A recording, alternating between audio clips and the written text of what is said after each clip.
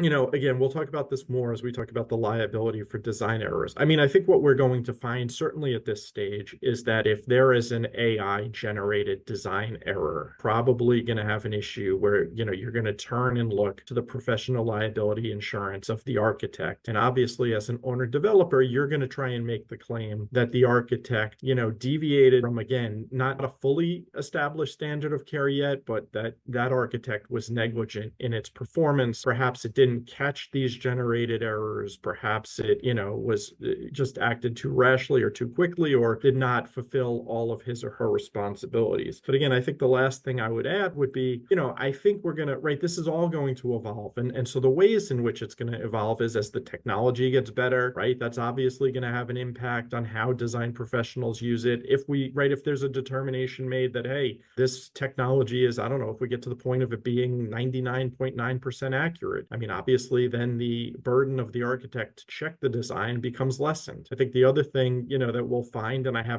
certainly have not seen this or heard this yet, but the professional liability insurers, are they changing their policies, right? The language of these policies as to what constitutes negligence or what they're going to cover. Or, for instance, in this stage, would a professional liability carrier say something to the effect of, a design error is due to the use of AI, we're going to disclaim coverage. We're not going to provide coverage for that. So there's a number of questions that sort of are going to be answered. And use of this evolves and as the technology becomes better. And obviously, as design errors creep up on projects, right, we're going to see instances of courts deciding cases and case law will be established and perhaps more and more statutes will be written about the use of AI. But, these are sort of some of the issues about, that we're touching upon and about which we're concerned.